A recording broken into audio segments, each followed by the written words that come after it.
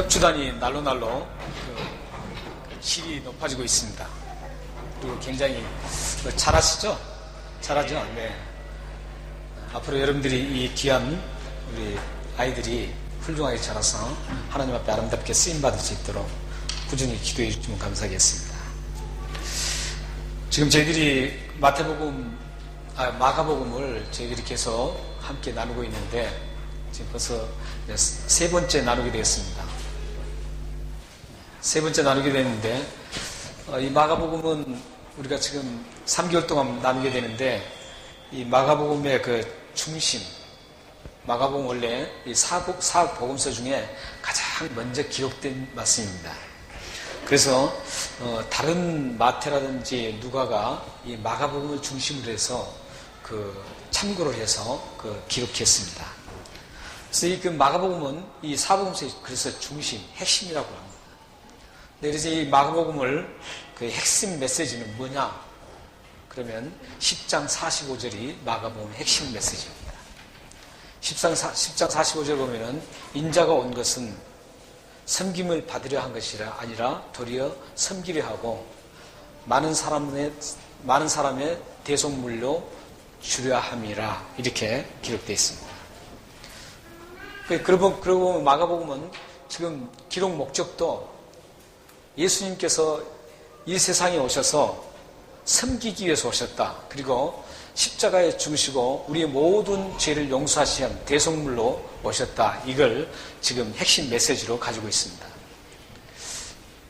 그런데 이 말씀을 근거로 해서 우리에게 주고자 하는 그 말씀은 어떤 말씀인가? 이걸 생각해 보면 예수님께서 섬기셨던 그 모습, 예수님께서 희생하셨던 그 모습을 우리 그리스도인들이 본받아서 그대로 우리의 삶에 살아내라 이런 뜻이 이 사실 결론입니다. 그러니까 마가복음의 결론은 단순합니다. 예수님이 이 세상에 오셔서 섬기고 희생했듯이 예수를 믿는 우리들도 하나님을 위해서 희생하고 섬기고 또 우리 함께한 지체들을 섬기고 희생하라. 이게 바로 마가복음의 결론입니다. 마가복음은 여러분 다 하셨습니다. 마가복음 더 이상 안 들으셔도 됩니다. 오늘 우리가 보았던 말씀에도 지금 이런 깊은 복음의 메시지 핵심 내용이 깊이 지금 스며 있습니다.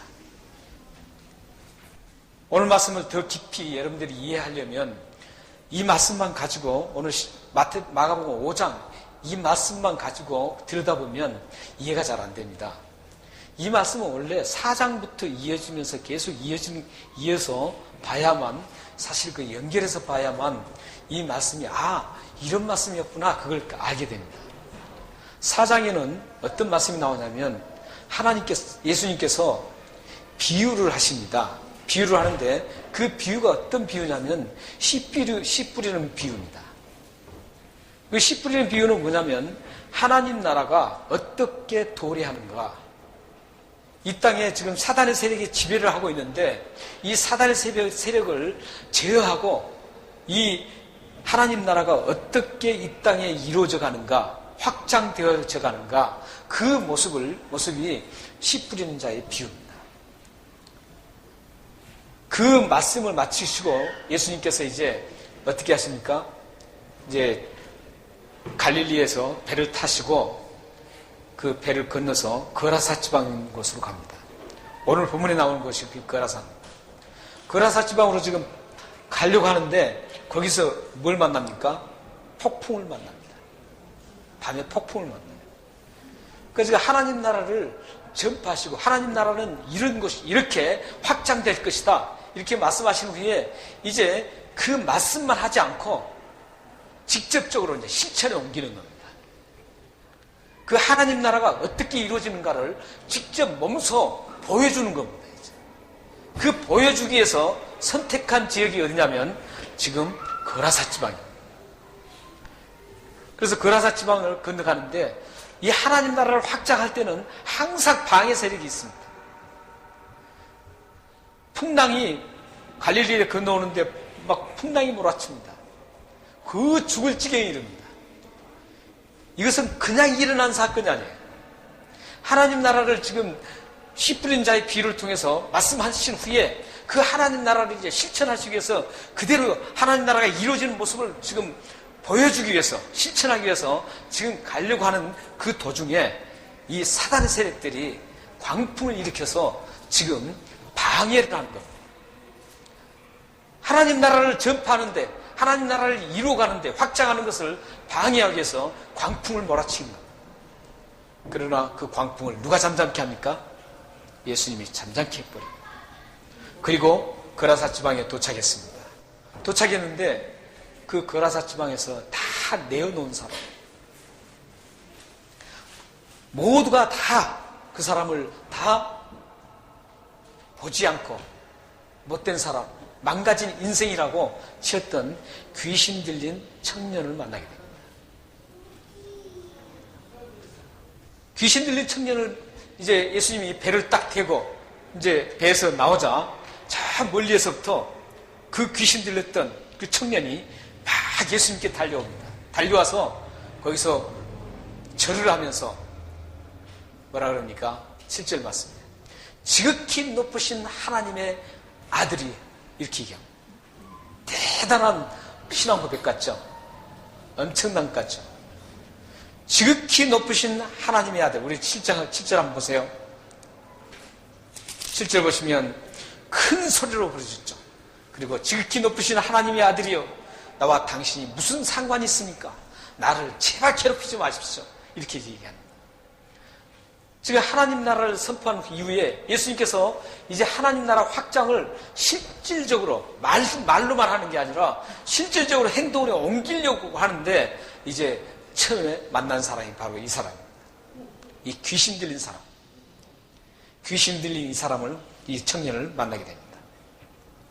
그러므로 이 내용을 쭉 보시면서 지금 오늘 마가복음 5장 1절에서 20절에 나온 말씀, 그리고 21절부터 34절에 나온 혈류병 들었던 그 여인을 고친, 12년 동안 혈류병으로 고생했던 그 여인을 고친 사건이라든지, 그리고 35절부터 마지막 절 43절까지에 나오는 해당장 야이로의 죽은 딸을 살리셨던 예수님의 그 사건이 단순히 병을 고치고 귀신을 쫓아내고 죽은 사람을 살린다, 이런 게 아니라는 겁니다. 예수님이 지금 이 거라사에 있는 그 인생이 망가진, 귀신을 붙잡혀서 인생이 망가진 그 청년을, 사실 마태복음 8장에는 이 청년 한 사람만 나오지 않습니다. 두 사람입니다. 두 사람인데 오늘 마가는 본문에 지금 대표적인 한 사람을 지금 두 사람이 다 얘기하지 않잖아요. 여기서 더 센 사람이 지금 한 사람이 대표적으로 나와서 얘기합니다. 그렇기 때문에 여기는 지금 원래 이 무덤가에서 있었던 사람이 두 사람입니다. 그래서 여기에 지금 이 도착하자마자 귀신 들렸던 이 인생이 망가진 이 청년이 오게 된 것이죠. 그래서 이 청년이 이제 다음에 귀신이 쫓겨나가고 구원을 받습니다. 그리고 12년 동안 혈류병 들었던 여자도 깨끗이 낫습니다. 어디서 예수님이 옷자락을 만지고, 그리고 야이로 해당장의 딸이 예수님이 가기도 전에 예수님이 이미 고쳐서 깨끗하게 살렸습니다. 이런 모든 사건이 그냥 단순히 병 고친다 이런 게 아니에요. 지금 현재 우리 한국교회가 그럼 잘못된 길로 가는 사람들이 있죠, 일부가. 그냥 병만 고치는 거예요. 예수님의 목적은 그게 아니에요.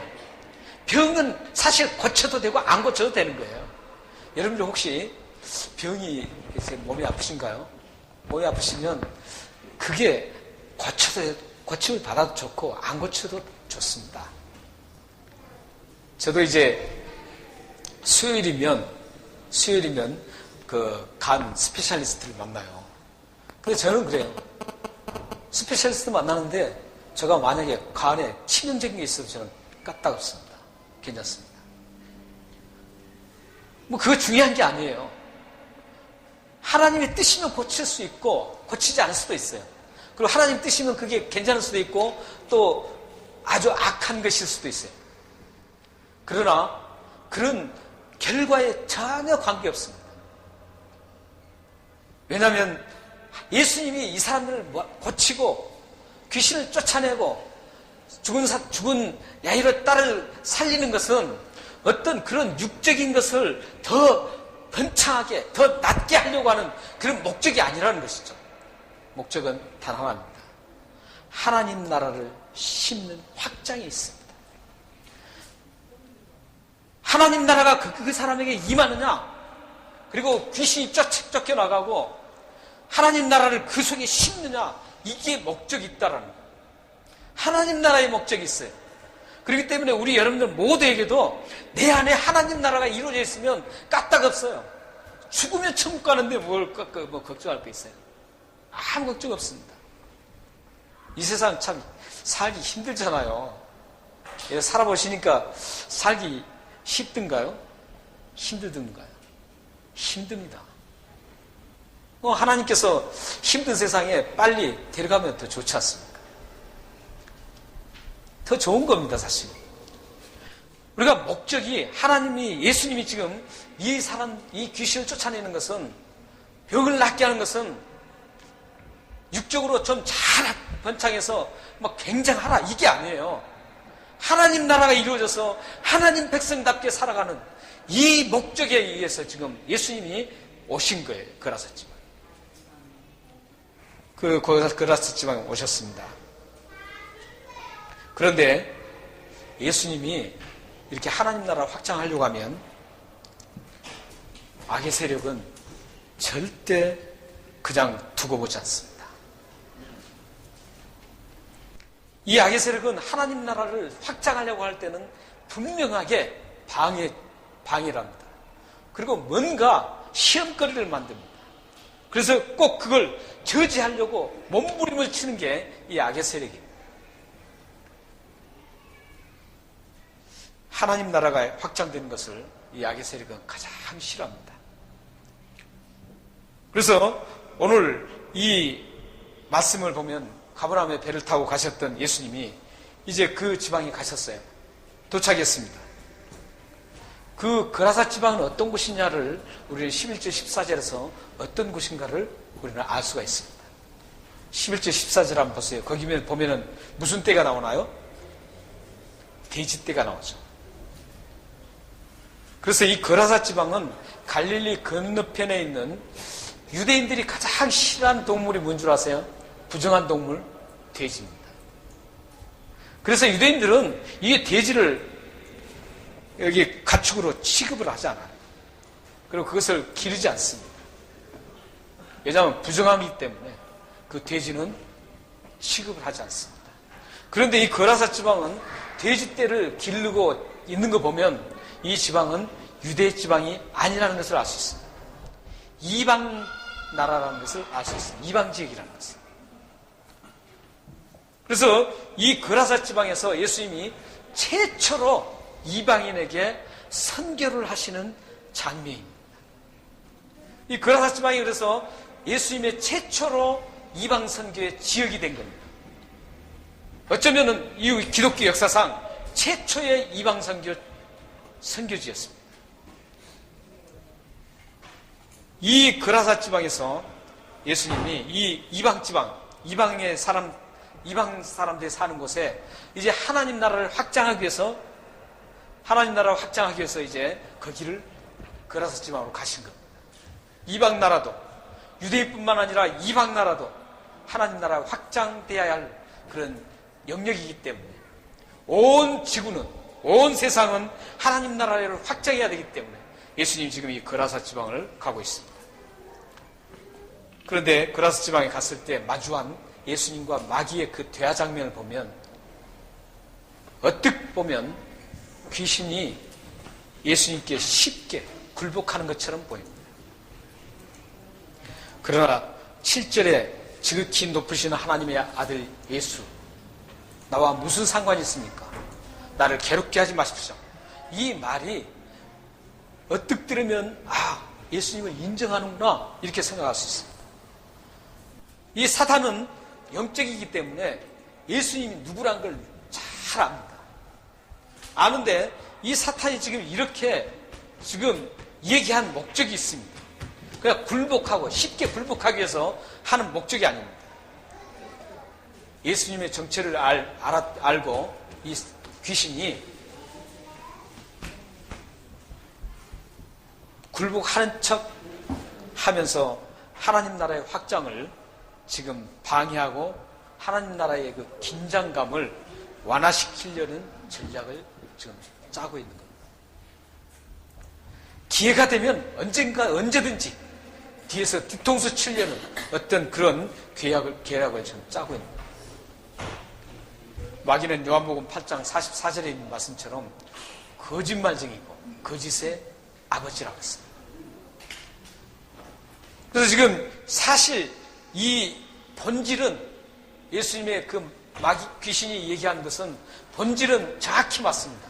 그러나 그 말을 고백했다고 해서 이 마귀가 예수님께 쉽게 굴복하는구나, 그게 아니라 이제 뭔가 속여서, 자기를 속여서 긴장감을 완화시켜서 다음에 공격의 조건을 지금 세우려고 하고 있어요. 다음에 후에 보면은 그 공격의 조건이 돼지떼에게 이제 이루어지고 쭉 예수님이 그 지방을 가야 할 상황까지 나옵니다. 이렇게 마귀는, 귀신은 대단합니다. 대단해요. 그러나 예수님은 속을 리가 없죠. 이 귀신에게 속을 예수님이 아니시죠. 8절 9절 말씀 보면은 알 수 있죠. 이미 예수님은 그의 정체를 알고 그 사람에게서 나와라는 거예요. 그리고 묻습니다. 너 이름이 뭐냐? 이렇게까지 묻습니다. 그러자 그 이름이 뭐라 그럽니까? 군대라, 이렇게 얘기해요. 군대. 당시의 군대는, 로마 군대가 그 그라사 지방에 있는 중심으로 한 대가볼리 10개의 도시, 10개의 도시에 약 6천 명이 주둔하고 있었습니다.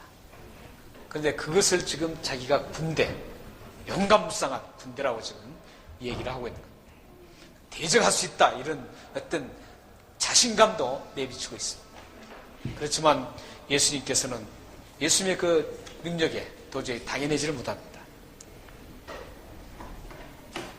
예수님의 그 정체를 꿰뚫어 보시는 예수님의 그 능력과 그 하나님이시게 본질로 인해서 이 귀신은 자기가 불리하고 이제 패망할 것을 직감합니다.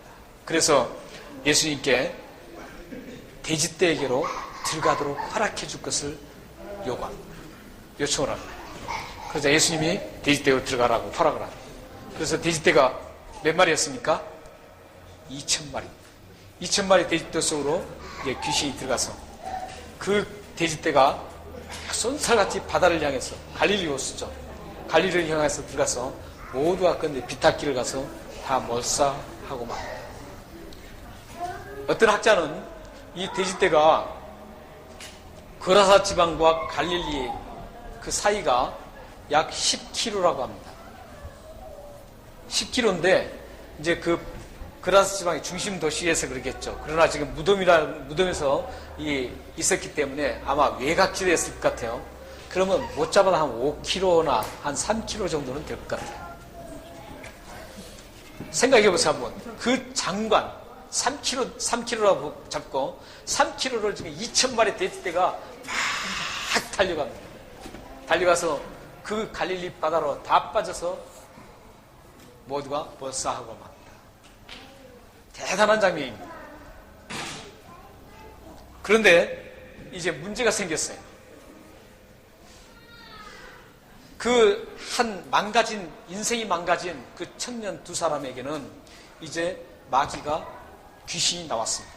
그래서 그 귀신이 나와서 그에게는 이제 온전한 사람, 새로운 피조물로 바꿔져 있습니다. 다시 인생을 다시 찾았습니다. 단순한 인생을 찾는 게 아니라 그런 예수님 때문에 구원의 영원한 생명까지 얻는 그런 대단한 축복을 누리게 됐습니다. 이런 복을 누리는데 이제 문제가 생겼어요. 어떤 문제입니까? 14절, 17절을 보세요. 보면은 돼지떼를 치던 사람들이 이제 그 성읍과 다른 동네에 가서 이 사건을 얘기합니다. 2,000마리의 돼지떼가 죽었다. 이렇게 소문을 냅니다. 그래서 사람들이 이제 그것을 확인하기 위해서 옵니다. 그래서 많은 사람들이 예수 믿는 곳에 와서 확인을 합니다. 확인하는데 두 가지 확인을 합니다. 하나는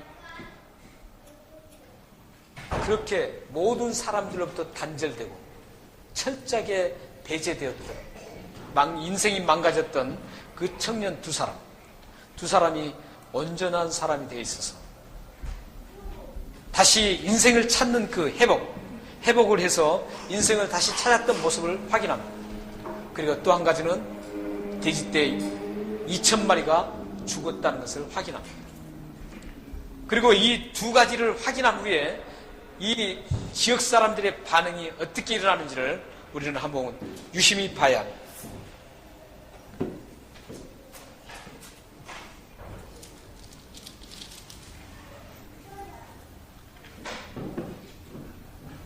예, 17절 한번 우리 다 같이 한번 읽어볼까요? 17절. 자, 시작. 그들이 예수께 그 지방에서 떠나시기를 간구하더라. 그 지방의 사람들은 지금 생명이 구원받고 영원한 생명을 얻는 것에 관심이 없었고 지금 경제적인 손실에 굉장히 관심이 있습니다.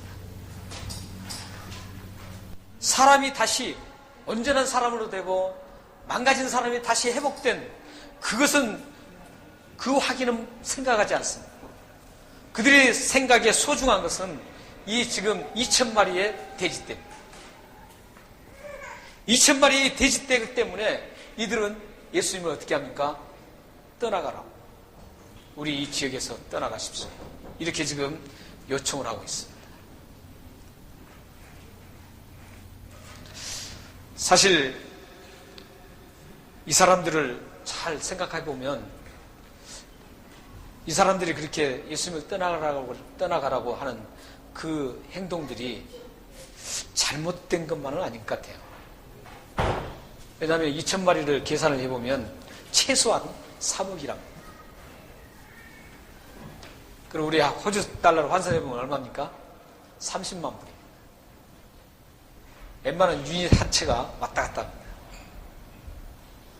만약 여러분들 같으면 유닛 한 30만 불, 30만 불이고 사람 두 사람, 미친 사람 두 사람 다시 정상적으로 구원받는 사람으로 회복된다면 이 두 사람으로 이 두 가지 확인을 하고 어떤 것을 여러분들이 선택할 수 있겠어요? 그래서 이 지역 사람들을 우리는 사실 왜 그렇게 선택을 하느냐, 어떻게 예수님을 쫓아낼 수 있느냐, 이렇게 우리가 비방할 자격이 없습니다. 그보다 더 작은 몇천 불 가지고도 우리는 예수님보다도 예수님을 섬기는 일보다도 그 몇천 불의 것 중에서 예수님 섬기는 것을 포기할 때가 얼마나 많은지 모릅니다.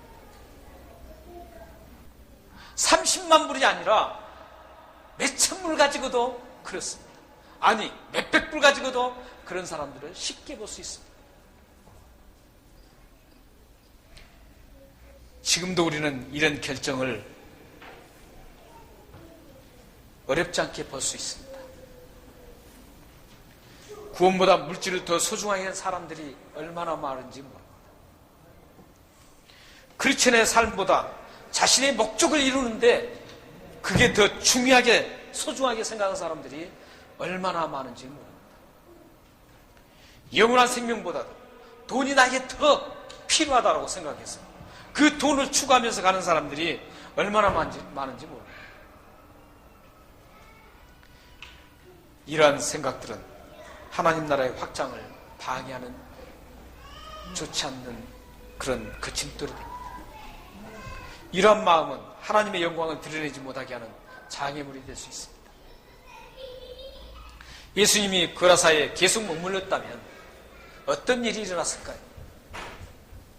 그들이 예수님 떠나지 마시고 이 생명들, 죽어가는 우리 모두를 좀 살려주십시오. 그렇게 요청을 했다면 그 거라사 이방 지방은 어떻게 변화됐을까요? 수많은 사람들이 예수 믿고 영원한 생명을 얻었을 것입니다. 그리고 하나님을 섬기며 찬양하며 감격했을 것입니다. 그러나 그들은 그러한 것보다도 물질을 더 소중하게 여겼습니다. 그래서 물질과 예수님 중에 물질을 선택하고 예수님을 섬길 수 있는 좋은 기회를 날려버렸습니다. 모든 죄를 용서받고 영원한 생명을 주시는 예수님을 섬길 수 있는 그 기회를 놓치고 말았습니다. 참 예수님이 그것에 거했다면 얼마나 좋았겠어요. 정말 아쉽죠. 그런데 꼭 그렇게 하나님 나라를 확장할 때는 꼭 방해를 합니다. 정말 참 이상합니다. 교회도 마찬가지죠. 교회도 보면 교회가 한참 잘 아름답게 성장하려고 할 때는 꼭 시험거리가 옵니다. 그래서 그 아름답게 성장하는 것을 꼭 저지하려고 합니다. 그 세력이 환하게 여러분들은 아실 수 있지 않습니까? 가정도 마찬가지예요. 가정이 좀 예수 믿는 가정처럼 아름다운 크리스찬 가정으로 잘 서서 가려고 이제 서로 가정이 서로 함께 의논하고 이제 앞으로 그렇게 우리가 정말 하나님의 아름다운 가정으로 크리스찬 가정으로 살아보자 이렇게 다짐하는 그 순간 다음에 보면 그걸 여지없이 깨뜨리는 방해 세력이 있습니다. 개인도 마찬가지예요. 개인도 지금까지 내가 이렇게 살아서는 안 되지. 정말 하나님이 나에게 원하시는 그런 게 있는데 이제 그걸 다시 회복해야 되겠다. 내 영적인 것을 다시 회복하고 예전에 첫사랑을 회복하고 그래서 다시 살아봐야 되겠다. 이렇게 다짐하면 어느 사이에 그것이 무너집니다.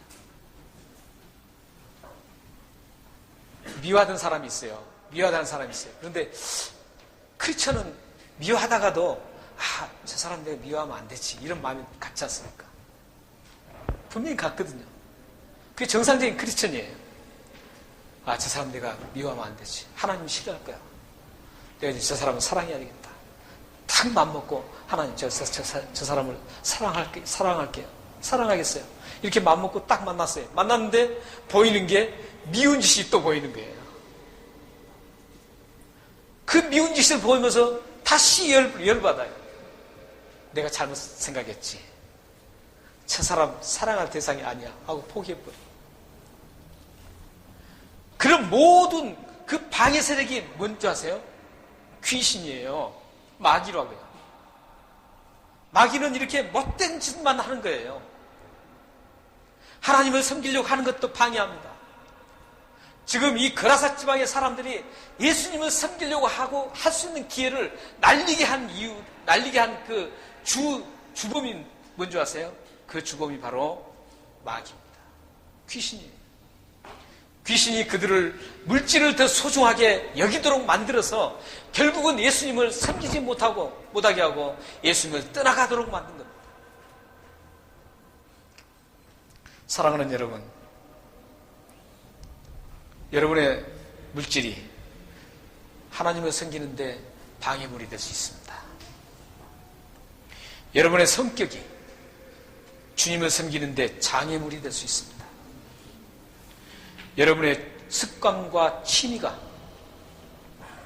예수님을 섬기는 거침돌이 될 수 있습니다. 여러분에게 예수님을 섬기는데 방해가 되는 게 어떤 게 있는가를 여러분들은 점검해 봐야 합니다. 나는 예수님을 섬기려고 하는데 이 물질이 자꾸 발목을 잡느냐, 아니면 나의 습관과 취미가 발목을 잡느냐, 아니면 나의 성격이 발목을 잡느냐, 이런 것들을 체킹을 하셔야 돼요. 그래야만 사단이 그걸 이용을 못합니다. 사단의 계략을 대책을 세울 수가 있어요. 그냥 아무렇게나 신앙생활 하셔는 안 돼요. 내가 하나님을 섬기는데 방해되는 요소들을 알고 그걸 하나님 앞에 기도해서 제거해 나가야 돼요. 그래야만 여러분들에게 사탄이 여러분들을 침범을 못합니다. 여러분을 자꾸 좌우지지 못해요. 그걸 알고 대책을 세우고 부족하면 하나님 앞에 힘을 요구해서 도움을 요청하고 이렇게 여러분들이 살아가신다면 여러분들은 멋들어진 하나님의 사람들로 그리스도인으로 살아갈 수가 있습니다.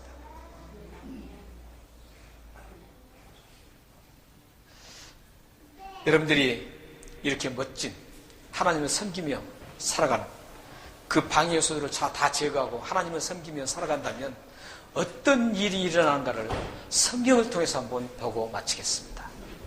성경을 좀 띄워주세요. 우리 다 같이 한번 읽겠습니다. 로마서 14장 17절 18절입니다. 자, 시작. 하나님의 나라는 먹는 것과 마시는 것이 아니요 오직 성령 안에 있는 의와 평강과 희락이라. 이로써 그리스도를 섬기는 자는 하나님을 기쁘시게 하며 사람에게도 칭찬을 받느니라. 여러분들이 방해 요소, 하나님을, 예수님을, 주님을 섬기는 데 방해되는 요소, 그걸 여러분들이 제거한다면 어떤 일이 일어납니까? 의로운 삶을 살게 되고 평강의 삶을 살게 되고 기쁨에 넘치는 삶을 살게 됩니다. 그리고 뭡니까? 하나님을 기쁘시게 하는 가장 좋은 삶을 살게 됩니다. 그리고 사람들에게도 칭찬 듣는 이 아름다운 삶을 살게 됩니다. 여러분의 삶이, 여러분의 자녀와 여러분 가정이 하나님을 섬기는 방해물을 다 제거하셔서 여러분의 가정이 사랑이 충만하고 기쁨이 충만하고 의로운 삶이 전개되고 평강이 넘쳐나고 하나님께 기쁨이 되는 가정, 또한 사람들에게 칭찬 듣는 그러한 참다운 크리스천의 가정이 되기를 주님의 이름으로 축원합니다. 기도하겠습니다.